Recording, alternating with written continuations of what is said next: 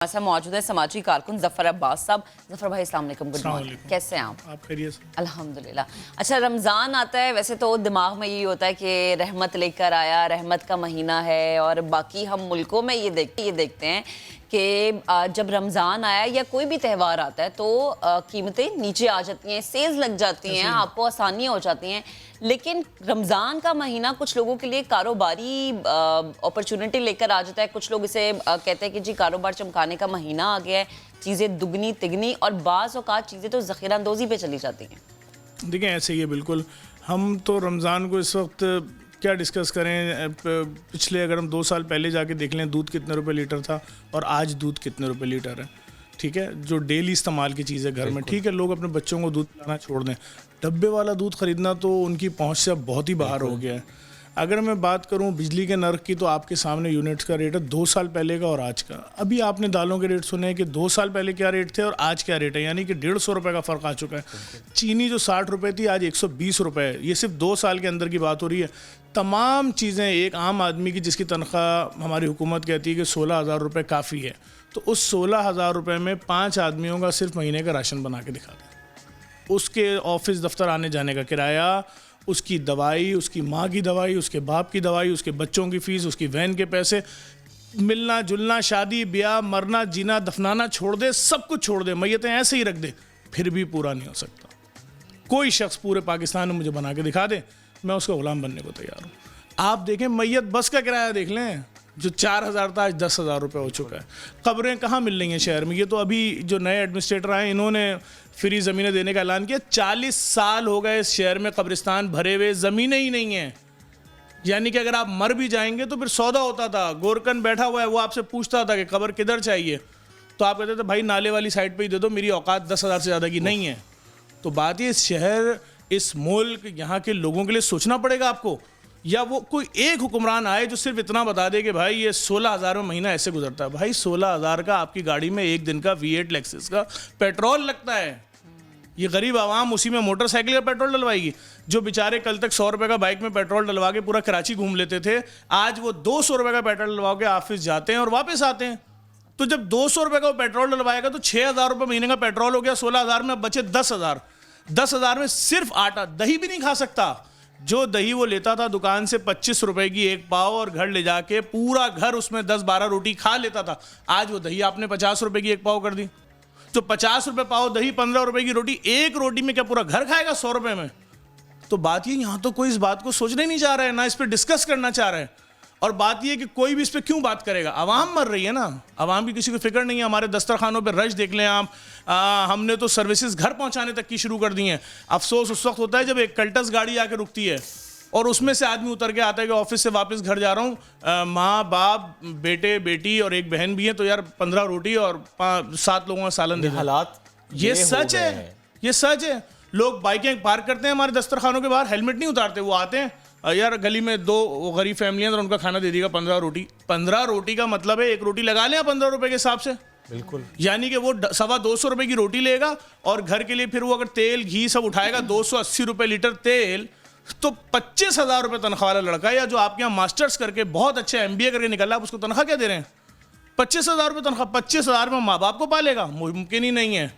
हम अपने old age home में देखते हैं, हर बुजुर्ग की एक कहानी है, उसने अपने बच्चों को पढ़ाया लिखाया सब कुछ किया, आज बच्चे उसकी दवाई नहीं दे पा रहे उसको, आज बच्चे उसको खाना नहीं दे सकते। आप 25,000 में अपने बीवी बच्चे, अपने घर का किराया, यूटिलिटी बिल्स, बसें, हर चीज़, सारे खर्चे निकालने के बाद अपना पूरा कर लें, उसके बाद माँ बाप का नंबर आएगा। लोग मुझसे कहते हैं बंद करो ओल्ड एज होम, क्यों रख रहे हो माँ बाप को, बच्चे पालेंगे। अरे बच्चा अपने बच्चों को नहीं पाल पा रहा, आपने कहाँ लाके खड़ा कर दिया लोगों को? आज इतनी ज़्यादा क्यों खुदकुशी का रेशो बढ़ गया है? औरत कहती है कि जब मैं नहीं खा पा रही 5 दिन से, मेरे बच्चे डेली रात में देख के सोते हैं, मैं उसको बोलती हूँ पतीली में खाना बन रहा है, वेट करो वेट करो, और वो सो जाते हैं, खाली पतीली है। शौहर शर्म की वजह से घर नहीं आ रहा, वो मुझे फेस नहीं कर पा रहा, तलाक़ें हो रही हैं। क्यों तलाक़ों का रेशो क्यों बढ़ गया हमारे मुल्क में? इसीलिए बढ़ गया है ना। लड़की ये सोच के नहीं आई थी, लड़की का बाप उसको खिला रहा था घर में, उसने सोचा था मैं घर में जाऊंगी, उस घर की मालिकन होंगी, मेरा राज होगा। उसको वो ये नहीं मालूम था कि शौहर कमाएगा फिर भी घर में भूख का राज होगा। इस मुल्क के लोग अफ्तारी छोड़ चुके हैं, मिडिल क्लास और लोअर मिडिल क्लास। हमने बचपन में वक्त देखा था कि अभी दस्तक होती थी, दरवाजे पे खोलते थे, पड़ोस से अफ्तारी, 5 मिनट बाद दूसरे पड़ोस से अफ्तारी, 10 मिनट बाद तीसरे पड़ोस से अफ्तारी, अगले दिन दूसरे मकानों से अफ्तारी, खत्म। अपने घर में अफ्तारी खत्म कर दी लोगों ने, खजूर और खाना। बिल्कुल सही बोला भी आपके पैकेज में बंदे ने कि शायद एक ही खाना होगा, उसका नाम सहरी भी होगा, उसका नाम अफ्तारी भी होगा, उसका नाम रात का खाना, क्योंकि किसी को आपकी फिक्र ही नहीं है। मैं कहता हूं 40,000 रुपए में कोई शख्स मुझे पैक बना के दे बजट घर का, 18,000 रुपए किराया, 10,000 रुपए बिजली का बिल, 28,000 रुपए, अब 12,000 रुपए में आपने भी खाना है। 100 रुपए का अगर ऑफिस में आप खाना खा रहे हैं तो 3,000 वो हटा दीजिए, 100 रुपए अपनी बाइक का पेट्रोल हटा दीजिए। 100 रुपए के पेट्रोल में कोई शख्स कराची में नहीं घूम सकता, आपको 1-1 घंटे ट्रैफिक में फंसना पड़ता है।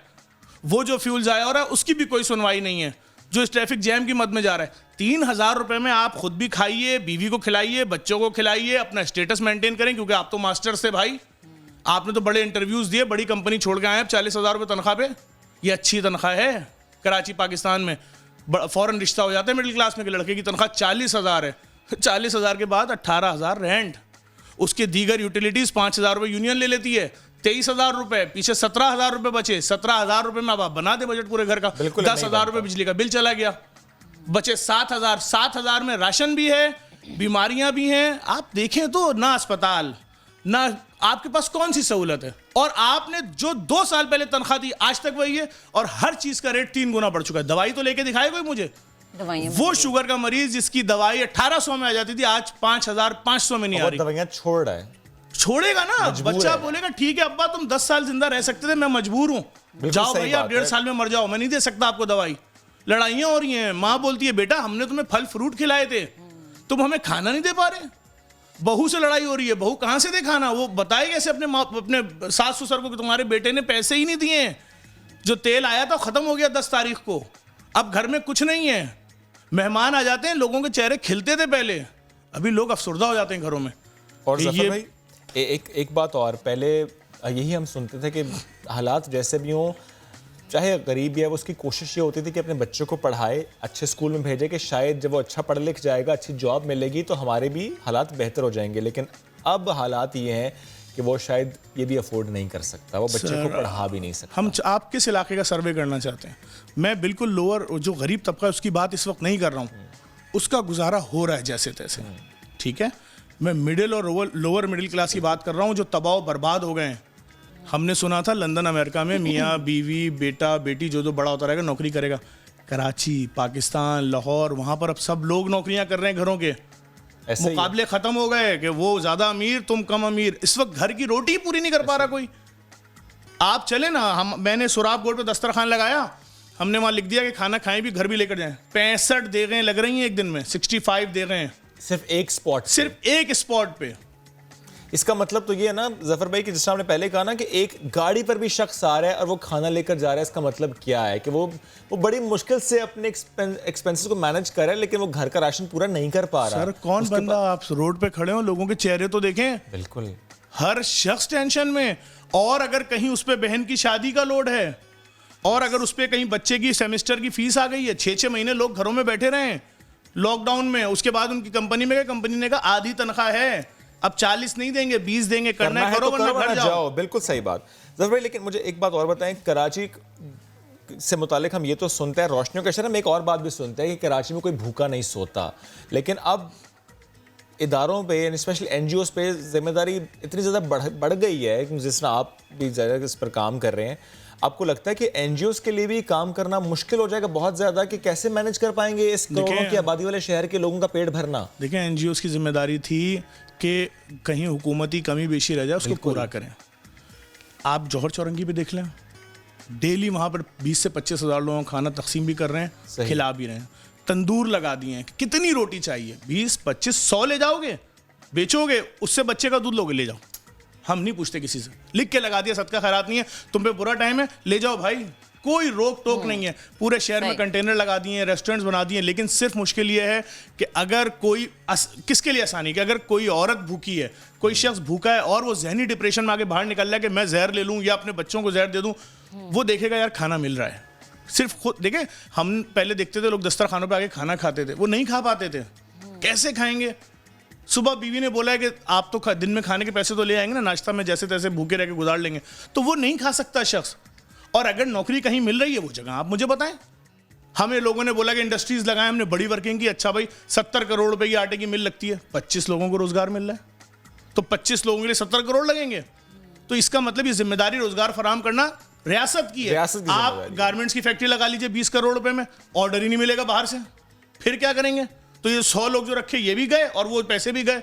तो बात ये, हम तो सोच कर परेशान हो गए कि करें तो क्या करें। ये आपने बड़ा अच्छा एक्सप्लेन कर दिया जफर भाई, क्योंकि ये क्रिटिसिज्म बहुत ज़्यादा इदारों पर होता है, स्पेशली एनजीओज पर, कि आप लोगों को खिला रहे हैं, आप लोगों को इस तरह दस्तरखान पे सिर्फ खाना दे रहे हैं, आप लोग ऐसा काम क्यों नहीं करते कि उनको रोजगार मिले। आपने अच्छा देखिए, एक्सप्लेन मैं कर आपको दिया। फिर बता दूं, जी। हमने इतनी वर्किंग कर ली, हम बहुत बड़े बड़े मुखैर हजरात के पास गए कि भाई तुम जो कारोबार कर रहे हो उसकी फिजिबिलिटी बताओ और उसमें तुम अपने दोस्तों से पैसे लगवाओ। एक काम अभी हम थोड़े दिनों में लेकर आ रहे हैं। अच्छा। और हमारी कोशिश होगी कि हम पहले मरहले में 50,000 लोगों को नौकरी दें कराची में। ओके। यही वजह है कि हम पिछले कई सालों से मोटरसाइकिलें फ्री में दे रहे हैं कराची के लोगों को।